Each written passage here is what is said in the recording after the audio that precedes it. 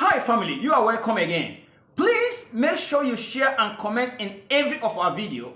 It will help this message to reach to the people that need it most. Guys, today, the Nigerian police personnel has come out to voice out that to parents, it is not our duty to train your children. It is not the duty of police, neither is the duty of teachers to train your children. You are to train your children. This is a strong message to parents. Let's watch it out. Don't go yet. We are going to come back to put more lights on this very matter. Watch it out. We have seen parents who have brought their children to police station and told DPOs, help me to detain my child, help me to beat my child, help me to discipline my child. That is not the responsibility of the police, because parents have abdicated the duty of parenting to police officers and teachers in school. It is not the duty of teachers to be the first teachers of your children. You are the teachers, you are supposed to be the first teachers of your children. And in that article, I remember I mentioned the story of a soldier, retired, I think at that time, whose son was arrested for being a member of a cult.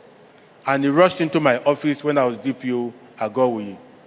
And he said, DPO, where is the boy? I said, he's detained. He said, very good. I want you to help me to kill him. Kill him! That was what he said. That you must kill him, he doesn't want him at home. He stood in my office from morning almost to night. You must kill him. So I told him to go home, we will help him to kill that boy. And he left. The following morning, very early in the morning, he has started calling me. He has brought food for his son. He brought food for his son.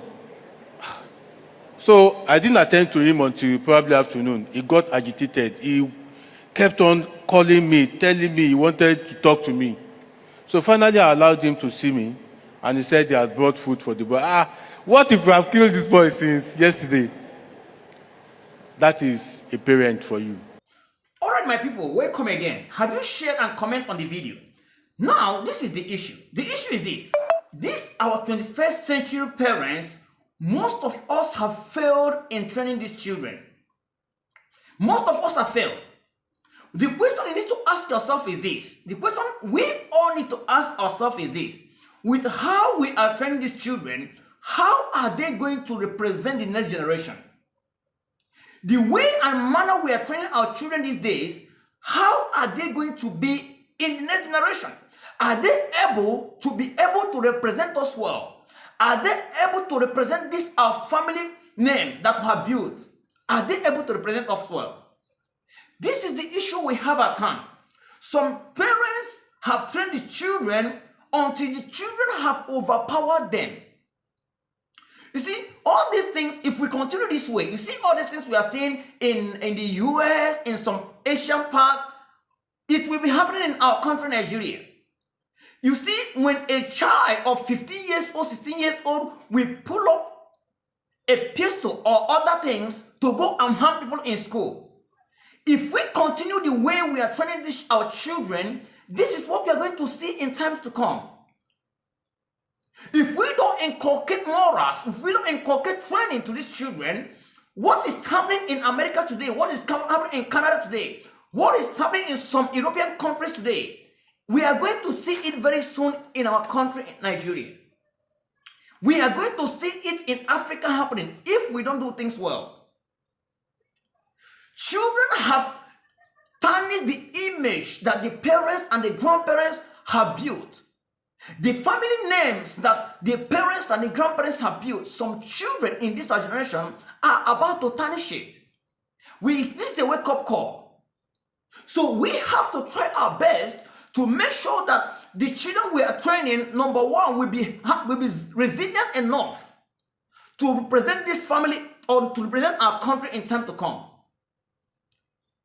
Are they able to represent us? That is the question. Do they have the right attitude to be able to represent us? That is the thing.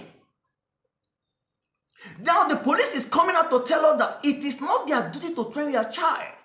It's not when you mess up the child, then you'll be calling police to come and help you. It's not going to happen that way. The duty of police is to keep law and order, not to train your children. So, but we are going to point out few things that is the cause of all these things. There are few things that I personally, and I know you must have observed it. Whatever is your own observation, please, let's see it at the comment section. Let's come together to fight this pandemic that is about to engulf our children. Just few things I want to point out here. Number one thing is, these things, some of this stubbornness are inherited from parents. There are some of our parents that during their own time, they came from a family that is very stubborn. But the only difference is the change in generation. In this our generation, most of the things the children are exposed to it, which on our own time we are not exposed to it. So this is one of the problems. So if you come from a family, you know that you are stubborn, you have to take extra care on your children. That is number one thing. Number two thing is this so-called, I want to give my children the best. This very thing is what is causing most of the problem we are seeing. The so-called narrative, I want to give my children the best. I want to buy them the best gadgets. I want to bring them to the highest school. I want them to have the liberty. I want them to have the freedom that I didn't have. Sometimes we say, oh, I didn't have this freedom to do this and do that. I want to give it to my children. Very good, very powerful. But as you are doing that, don't do it at the detriment of this on the future of that child. Don't do things that you want to give them the best and at the same time is going to ruin their future tomorrow. Because whatever is it, however you think you love them rich, at the age of 18, 20, they are already on their own. And whatever they have learned at this young age, that is what we are going to display. That's exactly what they are going to display. So, when you are training your children, I know we all, parents want to give our children the best. But make sure you are giving them the best for tomorrow. I know someone that is lavishing in the prison of Indonesia right now. It's the same thing. When the father was trying to train this young man, the mom was saying, oh, I want to give them the best. I want to do this. Now, he is there tarnishing in the prison in Indonesia. Why? Because the mom wants the boy to have the best. When the boy will go out and come back late, the father will be crying. The father wants to beat the child. Then you as a woman, you'll be projecting that your father don't love you. As important as we are emotionally attached to these children, especially for mothers, as important to know that you carry this baby in your tummy for months, for 9 months. As important to know that you fed this baby with your breast milk for months. It's also important to know that you have to discipline these children when it's time for discipline. Even the Bible says you spare the rod and you spoil the child. You see, sometimes we want to let everything in the hands of police or in the hands of the government. The government can only do a little. As a matter of fact, government comes in when you yourself cannot handle it. And whenever you yourself cannot handle it as parents, things have already gone haywire.